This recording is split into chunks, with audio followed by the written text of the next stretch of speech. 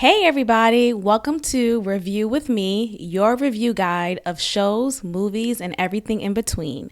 Be sure to click the like button, hit that notification bell, and subscribe to the channel. Now, let's get on with this review. And we are back, finally. Happy New Year, you all. Let's get into it. I know I've been waiting. Y'all been waiting. Let's go. So we are back on this review of Married at First Sight season, what's this, 18, episode 10. And we are starting off with Madison and Alan. This is day 30 of marriage. This is the anniversary episode. So, typically on the anniversary episode, it gets to be either wild or stagnant still. So it opens up with Madison and Alan. And they're in bed together. I guess they just sleep like platonically in bed together because still no hanky-panky has transpired between the two of them. Alan's dog is chewing on Madison's panties and that annoyed her. And I just don't understand where are the manners with this dog? I feel like since the beginning, this dog has been a menace. And clearly Madison is not a dog girl. So I'm just wondering, does Alan not care about training or like getting his dog to just get it together? Anyway, we jump into Camille and Thomas. They're in bed as well, looking crusty as hell. But hey, two light skins together, that's beauty. And they're just happy together. Camille's talking about it's the one month anniversary. Then we switch back to Madison and Alan. They're now gifted with this anniversary gift from the producers or the experts. The experts. And you see Alan, he's getting his feelings off. Like he's saying like he's really happy to be here with her, happy to be in this experience with her, and just kind of letting his feelings be known. And you see Madison just look at him like just mum's the word, saying nothing in return.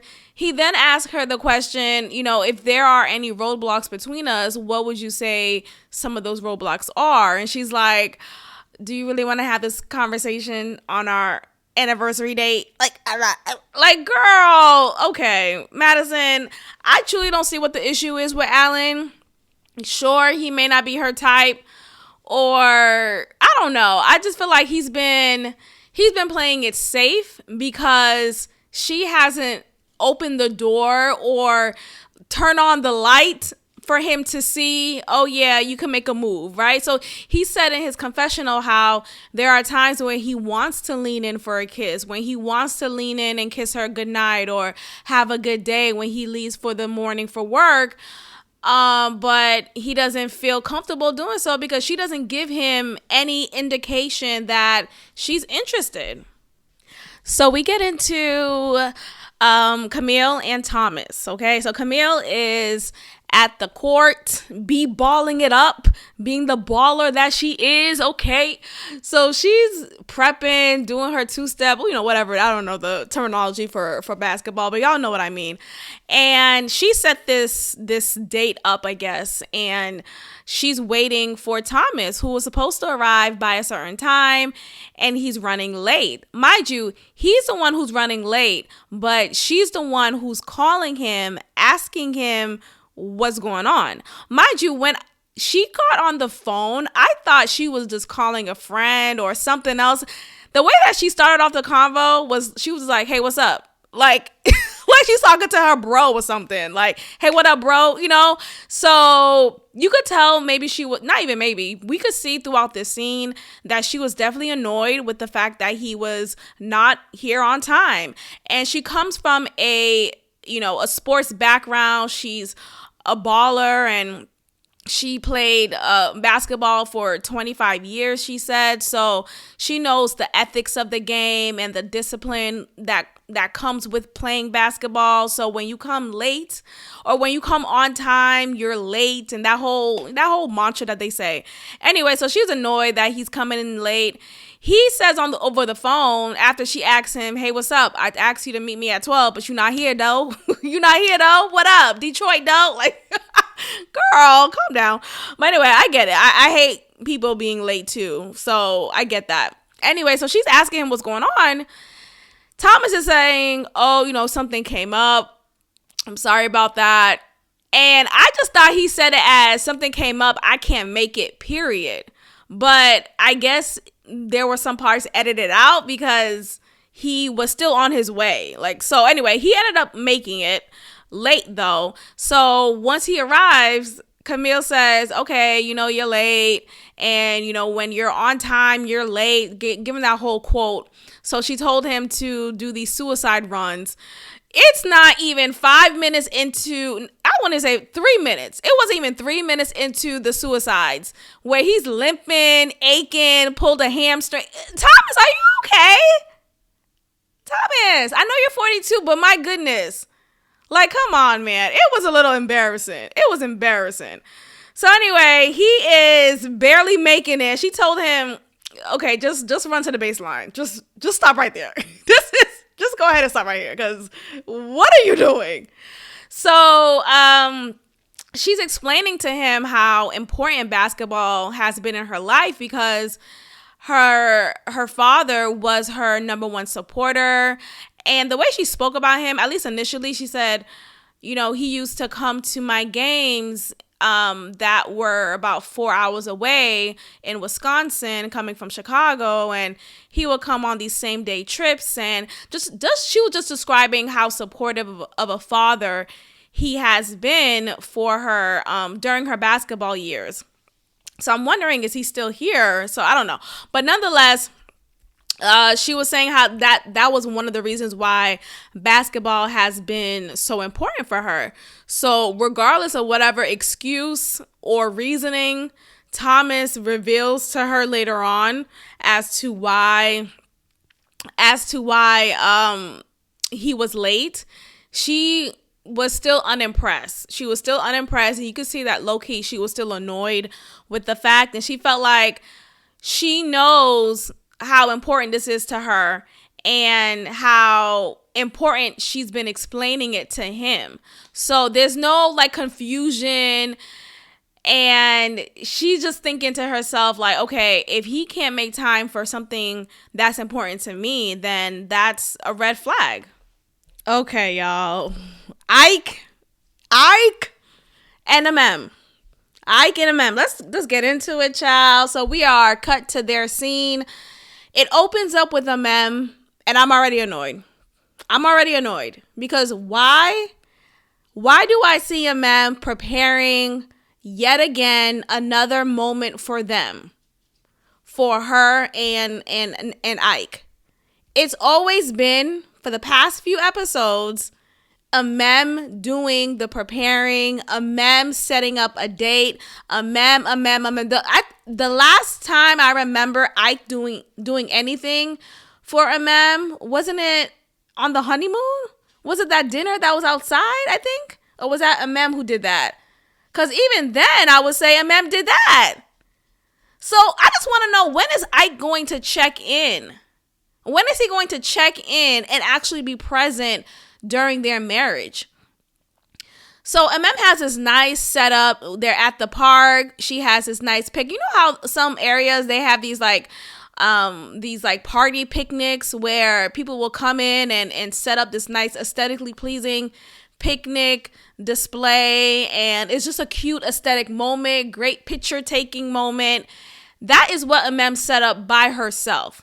Ikechi arrives and he's barely awake. He walks over walking up to her like he just met her type of walk up, like she's a bum off the street, and he's like, oh, nice setup. He says, oh, nice setup. And he's looking at her and she's like, oh, hey, happy. You could tell there was some tension prior to this moment. So I'm wondering if that is the reason behind it. But nonetheless, I feel like Mem is the only one trying. She is the only one putting in effort, while Akechi is here barely walking up to her with any type of energy. He is so, oh my goodness, I can't stand this dude. During their little date or picnic, whatever it is, Amem makes a point that, it's a little jarring that we're at this 30-day mark of the time we met, and this is where we are in our marriage. Then Akechi says this bullshit ass poetic justice line talking about, the half court isn't the indicator of the future. Whatever bullshit he just made about his ad. What are you saying? And he's basically making the point that, hey, just because we are at this moment where we are in our marriage doesn't mean that this is where we'll be in the future. Basically like, keep hope alive type stuff. So Amem says, okay, I mean, that's one way to look at it. But she then says, no, so he responds and he says, well, what's another way to look at it? Like, first of all, he said it in an attitude like how could there ever be another perspective? So Amem explains that, well, it takes to be an active player, an active participant. And basically she's making the indication here that you're not, Akechi. You're not active. Just in this moment here, you're barely alive. Battery is on E. And he's talking about the half court is the future of our lives. Whatever bullshit he just made about his ass. Child, if this is not the worst anniversary date of all times, I don't know what is. So it wraps up with Akechi saying how he would like for this, these sort of things to be a thing of the norm that they do together. He really enjoys being in nature. He really enjoys just like painting. Apparently he's a creative, and that's cool and all. So he was guiding Amem in her painting. They're creating the same image. So he's telling her about the watercolors and the type of strokes that need to be the only stroke that's happened in this fucking marriage. The only stroke. But nonetheless, he's doing all of that and he seems to be into it. But again, his energy is super low. It's just on E. So he's saying all of that. Amem says, okay, is this the type of things that you like? Are you going to be like active in it? And I could see why she said that, why she asked that question. Because it's obvious that he's not active. He's not an active person. He just kind of lay down and wait for things to happen. As for Amem, she's more of a doer. She's more of a shake things up. Like, okay, let's get it started. Let's get to it. While Akechi, he's more laxed. He's more just bland. Like, he has no seasoning at all. So then he gives her like this blank stare. I'm trying to see what exactly happened. She asked him a question and he was annoyed with the question because I guess in his head, he thinks that he already answered her. So he gives her this blank response. Like, he literally doesn't say anything. He just looks at her blank with like just literally does like a little kid. I'll be like, just look at her like, just, is he okay? He literally just looks at her, doesn't say anything while she's asking him a question for confirmation, and he's not answering her. He's looking at her dead in her eyes. She's saying, okay, is that a no? Is that a yeah? Is that a no? So he's speaking into the confessional, talking about, it feels like she wants me to speak the way she wants me to speak. And I just want my responses to be good enough. Okay, let me circle it back because I forgot what was the exact question. So he said, what he said? He said how he likes the moment. He doesn't like to talk too much about the future and things of the further, further down the line. And so Amem, she's asking, okay, so is that something that you like to do? Is that something that you're actively doing? And I guess that annoyed him. So he just stares at her, doesn't say anything. She's like, yeah, no. Like, literally staring. He doesn't say anything. Oh, I'm so annoyed with him. And then he says, finally, after like 5 seconds of silence, staring dead in her eye, that, oh, I got something in my teeth. Like, oh my, he's childish. He's so childish. So we get back to Madison and Alan. They're at the tennis court. Before they start playing, Madison said how she wants to have a wager. So if you win, no, she's saying if I win, that you're going to walk around, do a lap around this court, and you're walking like a chicken, and you're going to say, Madison's a champ. Madison's a champ. Something like childish shit. But Alan, finally being annoyed with not getting any type of sexual connection, he's like, if I win, I want that pussy. No, he said, if I win, I want a kiss. If I win, I want a kiss. And I like that. I like that he finally decided to go for it, and I'm hoping that he wins. I'm giving y'all the review as I'm watching it, so that's why I'm speaking without knowing what's gonna happen in advance. But yeah, I like that he said that, because he's been, like I said earlier, kind of teetering the line, unsure on what to do next. So I'm hoping that he wins, and I'm hoping that she actually does follow the wager.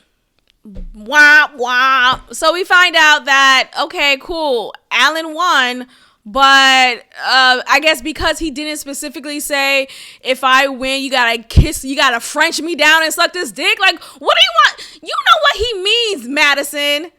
So Madison saying, oh, well, because you weren't specific about where to kiss you, I'm gonna give you a kiss on your sweaty ass cheek. Girl, you know damn well he does not want a cheek kiss.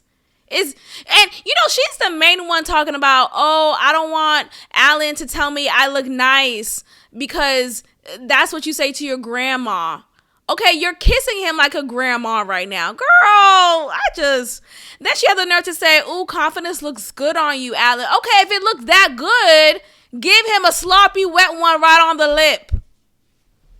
So we get to Michelle and David. Finally, some Michelle and David action. Here we go. Another couple that hate each other. So Michelle is preparing solo. She's looking nice. She dresses really well. I like her style. Give her that. And she mentions how, I think she kind of said it with the snide tone, talking about, oh, David's at his parents' house. Something like that. I'm just like, okay, girl. So, like, I'm sorry that David has a close relationship with his parents and you do not. I'm sorry you're a kid of divorced parents. But, like, I feel like that is primarily the reason why she just doesn't care about David too much, because he is so close with his family, to the sense that he lives with them, his parents in particular. And for Michelle, she doesn't understand that. That doesn't make sense in her world, because she has done everything she could to distance herself from her family. Anyway, so she arrives at this day. They're at the sushi spot. Michelle is looking nice. Again, she looks nice. She has a great attire, nice orange outfit. David has on a fleece. He has on a fleece and a V-neck black tee underneath. And his hair is in a high ponytail, hovering over his forehead. Look, when I saw him, I was like, oh, okay. I thought the same thing, especially considering they're at this restaurant. Now, the restaurant doesn't look like this super fancy. Like, they didn't have, like, Mortimer for whatever, a waiter to come. It wasn't that serious, but because of the occasion of them, on this date for their anniversary, I could understand why Michelle proceeded to ask him, so is this your date outfit? And the way that she talks, she is so passive aggressive, but more on the aggressive side. Like, if you don't catch it, if you don't check it, then she's going to continue to check you in her own way. And that's the way she does it. Anyway, so he says, no, what do you mean? You don't like my outfit? Well, I didn't get a chance to go to the house because there was traffic and I was at my parents. And it's in my head, though, it's not that I would be annoyed. It's just that it speaks to your lack of preparation. But here's the thing. Even if David decided to dress up really nice and just have all of the mannerisms checked in place, Michelle still doesn't like him. So it doesn't matter either way. I just think because Michelle continues to find reasons that are petty, but reasons that are good enough in her mind to dislike him and not make an effort in their marriage, this just makes her feel more justified. Like, oh, he can't even get dressed for our anniversary. Like, girl, you don't even like this man. You talking about the way he dressed. You don't even care about what he says. Child, this date just gets worse. I know I said Imam and Akechi was the worst anniversary date, but maybe Michelle and David beat them to it, because what? So we're continuing in this date. Michelle's talking about, is this where you thought we would be? Just the lack of connection and the way that we are with each other. Is this where you envision us to be 30 days later? And he's saying no. He's answering her question, yada, yada, yada. And he, it kind of goes silent. And so she said, so at that point, right as soon as he went silent, the waiter came and gave them their meal. She's walking them through, oh, this is the ceviche or whatever bullshit. Then Michelle's like, okay, well, I'm going to answer the question now since you didn't ask me. And so it was just another rude, condescending ass tone of hers, or just passive aggressive tone of hers. And so he says, do you think I need to ask you after, like, why can't you just say what you want to say? Like, why do I have to ask you? It's just a part of a conversation. You just have a flow. I don't have to. And I totally agree with him. We don't have to have this interview type of question, type of conversation. Just talk. After you answer the question, then you say, I agree. This is not where I envision us to be, and yada, yada, yada. And here's the thing. What I notice, or what I'm picking up from Michelle, is I think she likes this. And what I mean by that is I think she likes arguing. I think she likes conflict. She likes feeling tense and uncomfortable, because when he was growing uncomfortable or growing annoyed in that moment, when he finally was like kind of letting her have it low key, he's like, okay, well, I don't like when you do that. I don't like when I don't feel like it was necessary for you to say, well, why didn't you ask me? And, oh, you should have asked me for me to say something. And what else he said? You should have asked me. And just the way that you are, when I do ask you questions, you barely want to tell me anything. You just say good, okay, And then so she says, well, you never ask me questions. You never ask. And he's like, well, this is why. This is fucking why. And here's what. I call BS on that, because I remember the honeymoon, he wanted to get to know her. He was asking her questions. And she said herself, this is too much. You asking me a lot of questions. Why are you always asking me questions? It's just a lot. I just need my space. I need my space. So, of course, at that point, I don't want to ask you any more questions. If you want to talk to me, then you could come and talk to me. But I'm not going to keep on chasing you down, begging for you to converse with me. Child, so we get into Juan and Carla. I forgot all about Juan and Carla. I'm like, what other couple is it? Oh yeah, Juan and Carla. Okay, so Juan decides to bring Carla to his factory, warehouse, whatever the fuck it was, and it's one of the two startups that he has. Just like Carla, I was still unfamiliar with what exactly he does. Something construction, something mill work, something, but like he never made it clear exactly what is the product you're selling. So because of the environment that we see in this scene, I could make the assumption that maybe he's selling like woodwork, so cabinets, wood, stuff like that. That's what I could say, because Carla was struggling too, and I understand. Thing is, with Carla, she just comes off like a ditz, like super not present, just like shaking her head, like what's going on up there?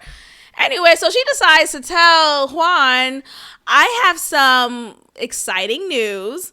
And immediately Juan is like, what, girl, what?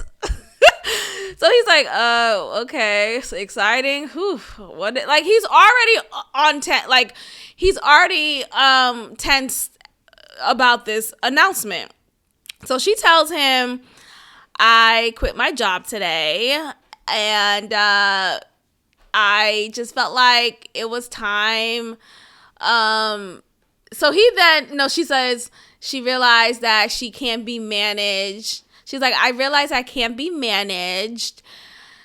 So Juan's like, okay, was it you quitting or what? So he's trying to allude to, was it really you quitting or did you get fired? Like, which one was it? Stop trying to save face. She says she's like, I feel like it was mutual. Like, girl, it's never really mutual. It was, they beat you to the punch and maybe you've been feeling to quit for a while, but never got around to it for whatever reason. And the employer decided to beat you to the punch. Okay? Been there. I get it. But yeah, so she's without a job. She's without a 9-to-5. And at first I'm thinking, wait, what does Carla do again? So same thing with Juan and Carla. I don't know what they do. I'm still unfamiliar because they talk about so many things. It's like, okay, but what do you do like as your main source of income? I think Juan does this like, he's like a salesman. He does sales. Okay, cool. But stuff like that, I just feel like it's still not as concrete as my mind would prefer when it comes to, okay, what do you do for a living though? Like, how do you make money? Anyway, so she's saying how she quit her job. Or it was a mutual decision with her employer, whatever. And they worked so she was at a salon. So I know she's a hairstylist. Now, of course, you could still do hair without having to be at a salon. I just wish in that moment when Juan was asking for clarity on her future steps, like, what are you going to do next? What is your plan? What's your game plan here? I wish she would have had more of a response. Like, well, I've already have a strong clientele that I continue to service. So that continues to bring me income. And I'm also picking up more yoga classes that I teach. Like, I feel like she should have said something like that in response. Instead, she's talking about, well, I just believe in having a strong work ethic. And just, girl, I wish you well, Carla. But if nothing else, I feel like this is one of the primary reasons why Juan is not attracted to her. One, she comes off like a ditz, and two, she doesn't really know how to articulate herself in a way that could garner respect.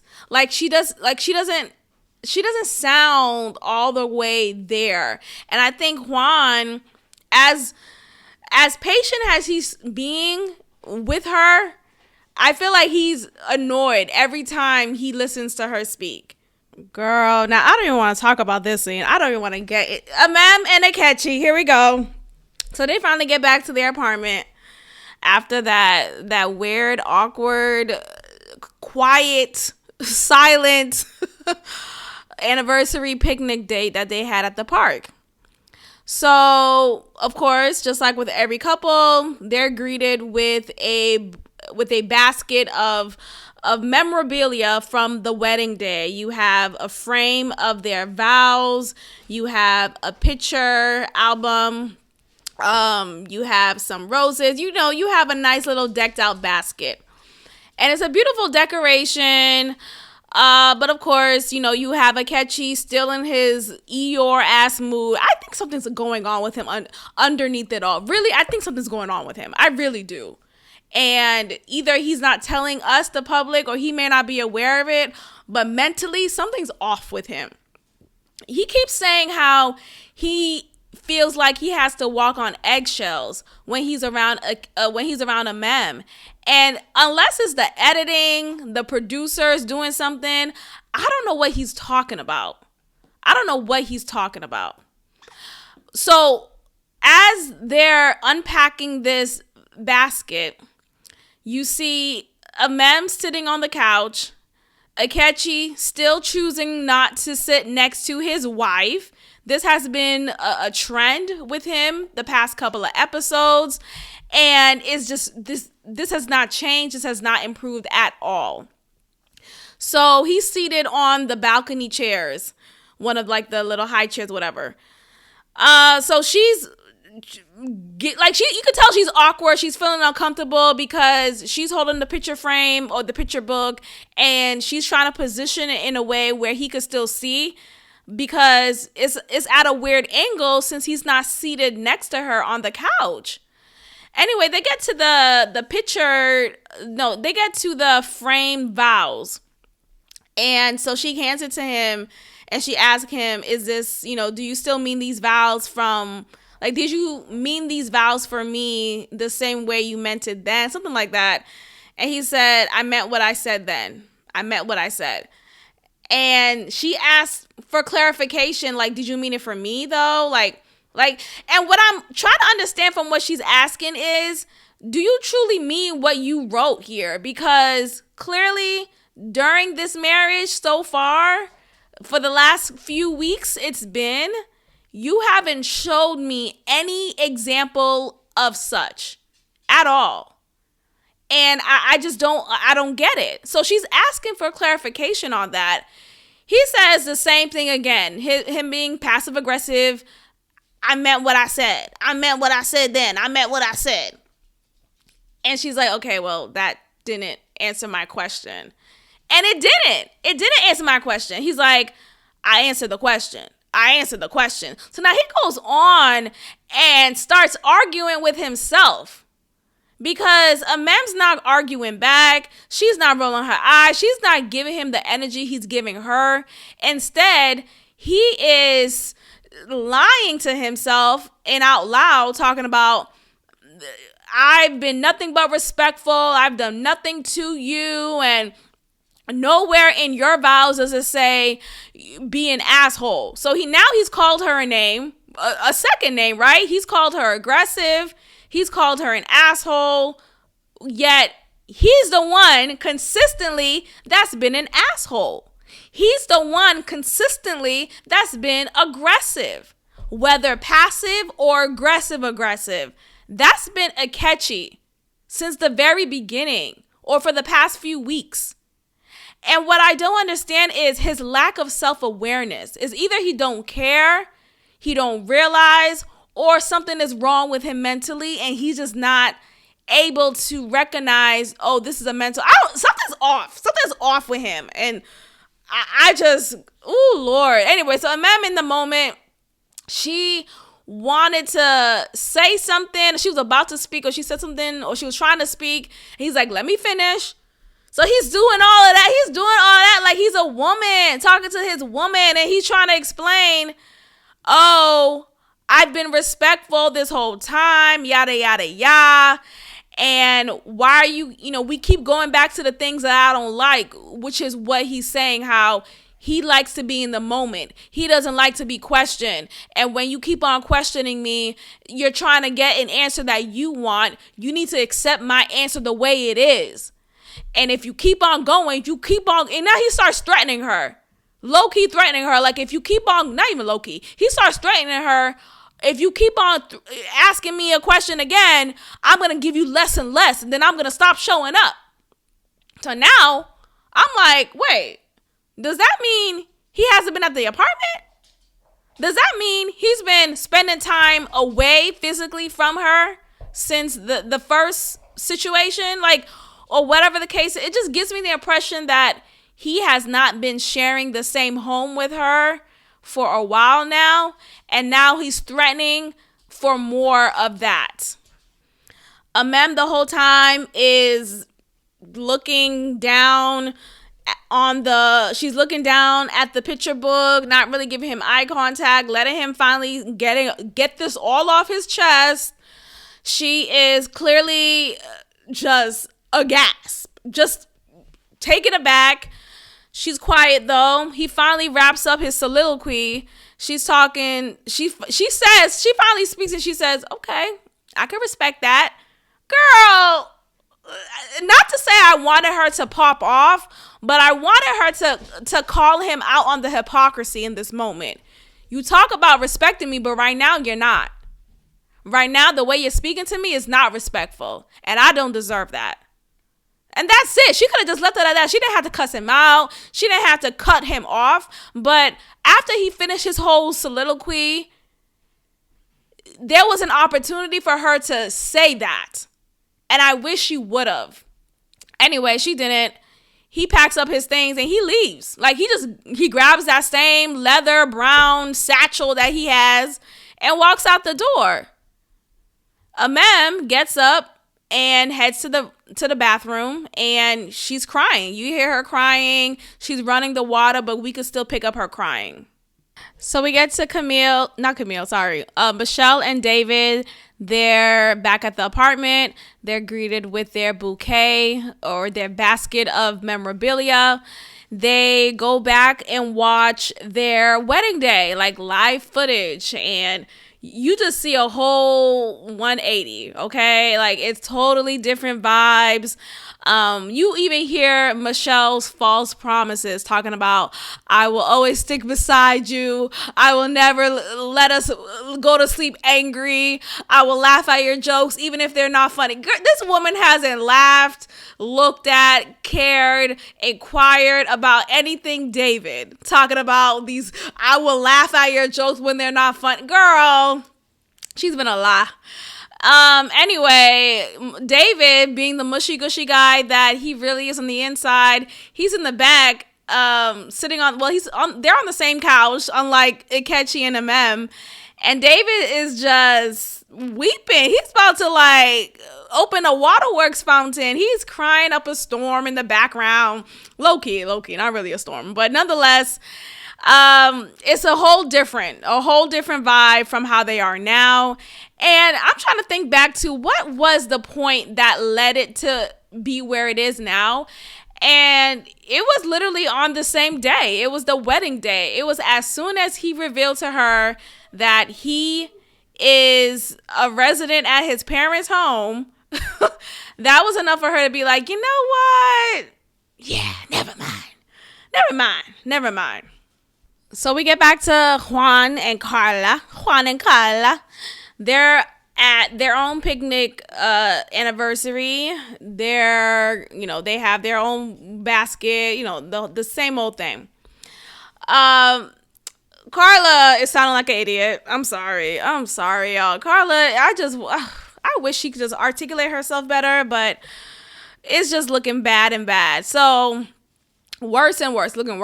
So Juan is trying to ask for some clarity. Like, okay, now that you don't have your 9 to 5, what is the next step? Like, what are we doing? Like, what's going on here? She's saying how, well, she still have clients. I still have clients. Okay, cool. You still have clients. All right, that sounds good. But what about like times when you don't have your client? Like, what else are you doing? So she's saying how, because he's saying, oh, well, are you just going to be laying around the apartment? Definitely being shady. He's definitely being shady. Still, he is passive aggressive Juan. That's who he is. Definitely shady. Carla I don't know if she doesn't pick up on it or she doesn't know how to read. Like, does she know how to read him? I don't know. But nonetheless, she is not getting what he's putting down.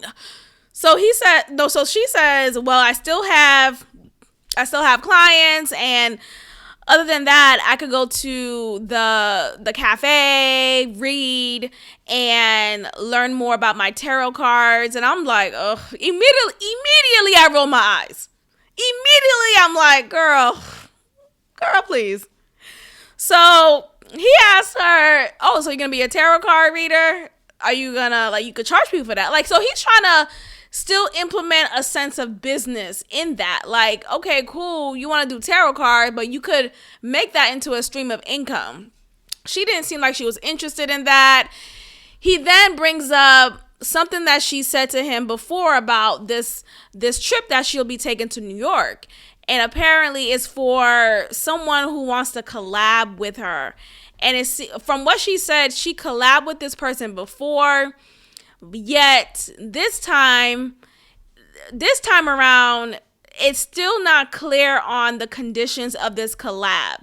It was all said over the phone, but there was no conversation around her rates, the dates. Her tickets haven't been purchased yet for the trip to New York. Like, everything is still up in the air. And Juan I know what he's doing here. He's asking her questions for her to wake up and realize, I need to get my shit together. I need to pan this out more clearly. I'm not making, like, I think he wants her to realize what's going on. Instead, I don't think she's picking up what he's putting down. Instead, she's like, ooh, all these questions. Instead, what she should have said was, you know what? I should definitely circle back with her and discuss with her the rates and start finalizing the details of this trip and go from there. Like, that would have been more respectable than her talking about, I'm reading my tarot cards and I'm waiting for the universe to show me what we're gonna. Girl, I need you to take action. You can't just sit back and wiggle your fingers and hope for the best. You have to be active. So we get back to Alan and Madison. Yes, Alan and Madison, and they're on this obstacle course up in the sky type of activity. It looks pretty fun. My kind of thing too. I would like to do something like that. That sounds cool. It looks cool. And Madison made a point to let him know she appreciates that about him. She appreciates his efforts, the fact that he's an active listener. This has been the best date or activity that they've done, and it's the highlight of their time together. And I think that's cool and all. What I can say about them, at the very least, out of all the couples, and maybe even a little bit with Camille and Thomas, at least with Madison and Alan, they try to be together as far as getting to know each other, enjoying each other's company. Yeah, there was that time at the bar when Madison acted like she was single and doing her own thing. Cool, that's not cool at all. But aside from that, we do see them being at least copacetic. So I do appreciate that. Okay, so Camille and Thomas have a cute date at this wine bar situation. They're greeted with these mini shots and these mini glasses of bourbon, whatever dark liquor that is. And they're serving each other as bartenders as well. And they finally sit down at a table, and they serve each other gifts. What I find interesting is, out of all the couples, they're the only two who gave each other gifts. The only two. Oh yeah, I'm thinking back. Yeah, they're the only two who gave each other gifts. I think out of all the couples, Camille and Thomas have a fighting chance. We'll see. Nothing is guaranteed here on the show, child, but it seems to me that they're vibing well. Camille is moving away from the narrative of him not being swaggy enough for her. I feel like she's finally opening her heart to Thomas. So it's looking good, in my opinion, between them. And I'm liking how this date is turning out. And he explains further why he was late on their date, on their activity at the basketball court. And that was because of the gift that he purchased for Camille, which is this beautiful necklace that is in her birthstone color. And it is a beautiful necklace. And apparently it was in a location outside of Chicago. So by the time he was on his way back, traffic was a filled situation. Anyway, so that was the reason behind it. She's like, okay, I forgive you. I'll forgive him too, Camille. I will forgive him too. Child, now we get this nighttime selfie cam of a mem in her purple bonnet in the bed of their shared apartment. But boom, who's not in the shared apartment? Akechi is not there. And on the screen, they show us all the text messages that a mem is sending or has sent to Akechi, talking about so I think it just ended with her telling him, she wants to talk to him. What's going on? Are you going to talk to me today? She asked for clarity. He's not responding. The first two messages, though, make me wonder, are they from him or are they from her? Because it starts off with saying, what does it start off? It starts off with saying, I'm going to come home later tonight. I don't want to disturb you. And then it says, I'm going to go back to my place tonight. So I'm assuming that's from him. And the last few messages is her responding, asking if she could talk to him, and are you going to reach out to me? And then she says, my intention was not to upset you. And she's clearly showing herself to be the mature one, at least from these text messages that we could see. And I feel like they're showing us this in advance to prove her point that, according to the trailer, we see later in this episode, and we'll get to it once we get to it, that she reached out to him a few times and he didn't respond. Yet he says in that same conversation at the dinner table with everyone, no, you've never called me. You never texted me. And the mem's like, what are you talking about? You're a liar. I certainly did. So I feel like whoever's editing this episode purposely showed those messages to further support a mem's point. All right, y'all. So the couples are getting ready, or should I say the couples, and then there's a mem and Michelle because David was a no-show, but not even a no-show. He did tell Michelle in advance that he wasn't going to make it because he was working. He could not get out of work. And what I thought was sweet and what I believed about his reasoning is he told her in advance and he sent her a bouquet of flowers. And you could see Michelle really appreciated that. She showed us that. And I thought that was a very sweet, romantic gesture. So that was nice. So there's no issue there. But of course, Akechi is a no-show. Apparently, he came back to the house, to their apartment, picked up some shoes, and he said hello and left. That's it. There was no further contact, nothing. So Amam is just as confused, not understand what's going on. He doesn't want to talk to her. He doesn't want to have any type of conversation with her. He's completely ghosting her, just completely AWOLing her. So all the couples, all of the people except for Akechi and except for David are riding on this Sprinter van on their way to the couple's anniversary dinner.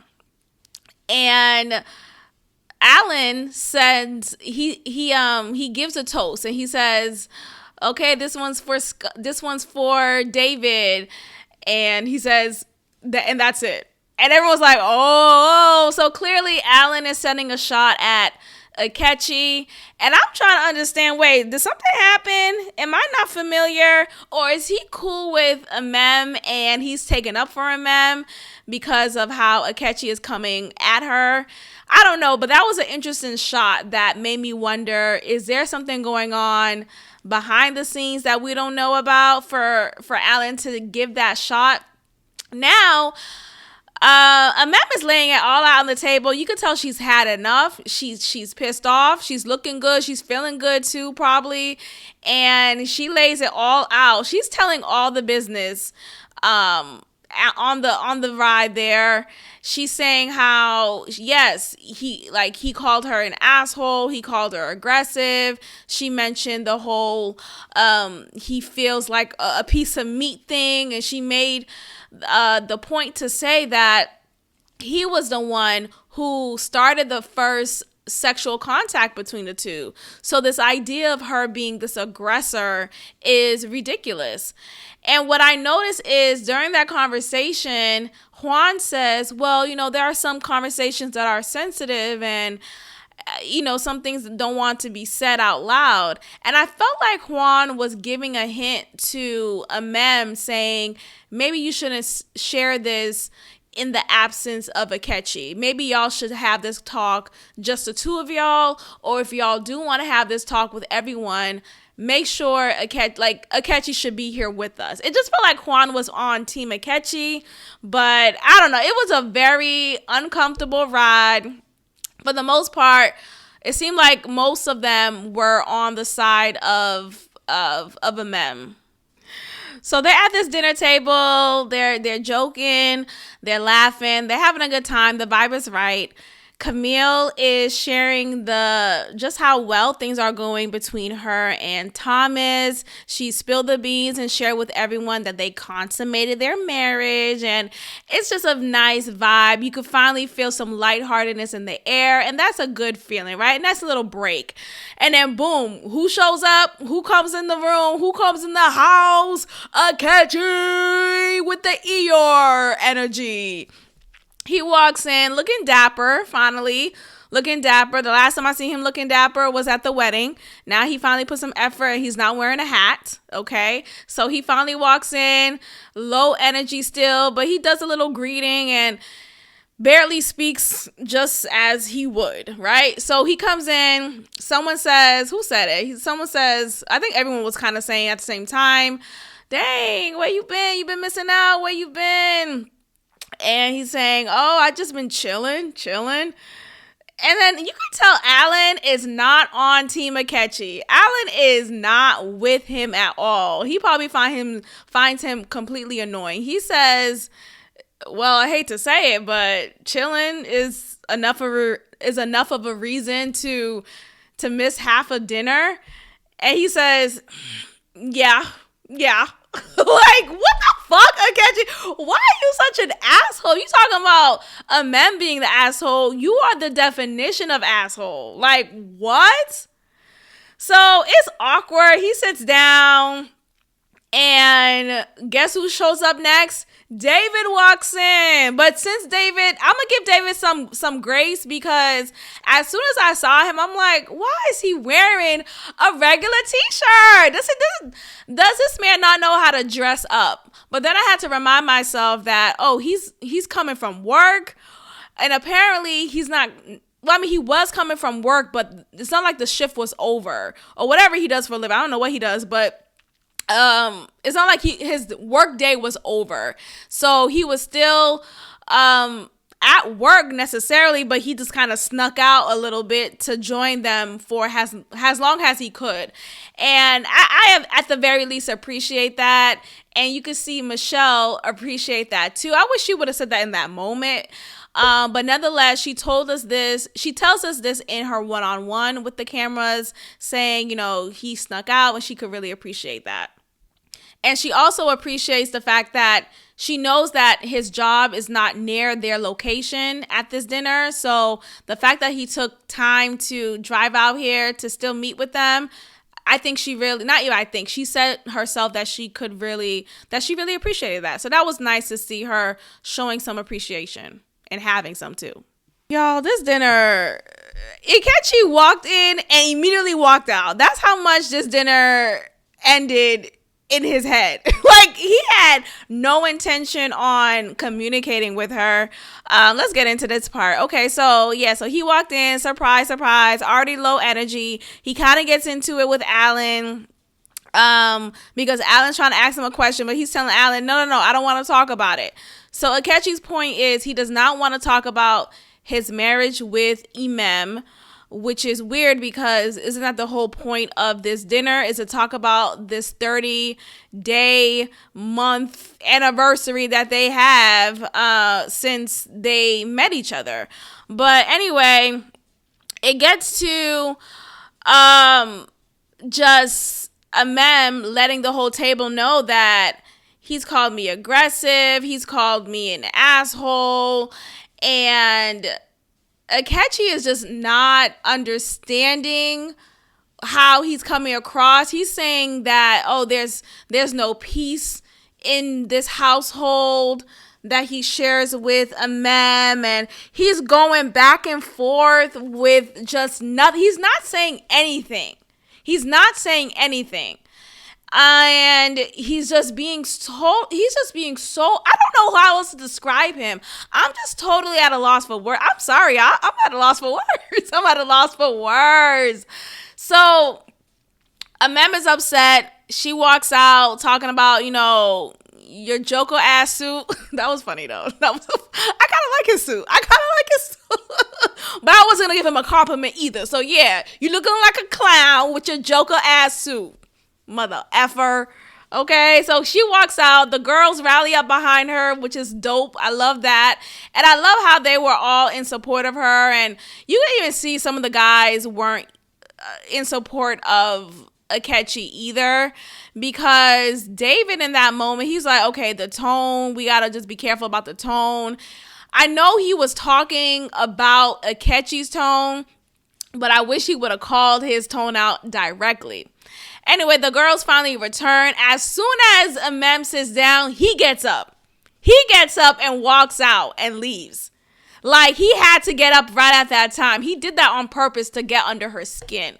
He walks out. The producer, this black woman, walks alongside him, asking him, so you're really gonna leave? He says, yeah, I'm not going back in there. I don't play with kids, saying that she's immature.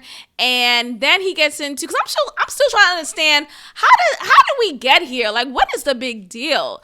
Then he tells the producer, which is what he mentioned before, was that ever since he said he does not want to have sex with her, that's when things went downhill. That's when things became too much, and he felt like he was walking on eggshells. And I'm just trying to understand, are you serious right now? I don't buy that. I really don't. I feel like there's a way to handle it without being an asshole. And I think Amem could know. I think she knows to back off, right? Maybe they sleep in the separate rooms if that comes to the case. But the point is, I don't think Amem is like, just like, give me your dick, give me your fucking dick. Like, come on. He's really coming across as if she's his predator and this predator, and she's just this predatory type of person. And I don't like that. And I feel like that is just looking bad on her. She's a professional woman, and I hate that she's experiencing this. Amem needs to sue Maths at this point. Just sue the damn show. So the next scene, we see Akechi pack up his bags, roll them out the front door of the apartment, and leaves. He leaves the damn show. It looks like that's what he's doing. He's telling his selfie cam, talking about he can't do this anymore. He doesn't want to be with someone who belittles him and thinks of him in a small manner. And I'm trying to understand, at what point did Amem make you feel small? At what point did she say anything about you is small? Like, he's making these things. That's what I'm saying, y'all. He has something going on mentally, and that's what I think it is. He is just an insecure man who is intimidated by Amem's success.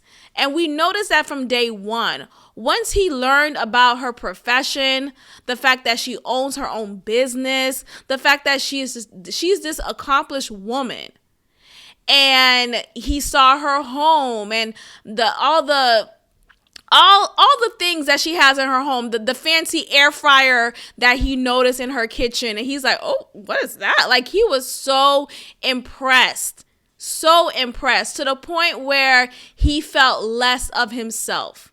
He felt inadequate.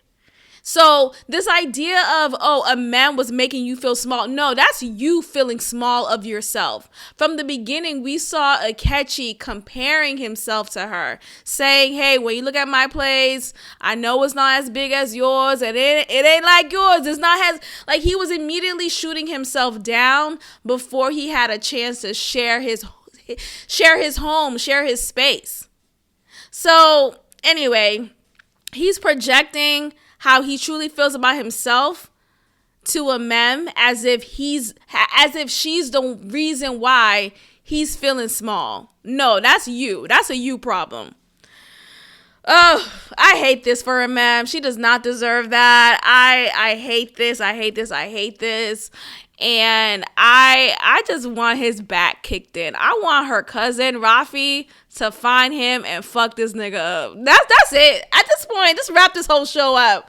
Because I think a mem could file a lawsuit of what is it? Distress. There's a lawsuit, some type of civil suit that she could file against the whole show because she was not protected as a black woman at all. For him to come on this show, leave abruptly, but prior to leaving, make her feel like shit. Call her out her name, call her a predator, and paint her out to be this salacious woman in that sense, that is disgusting.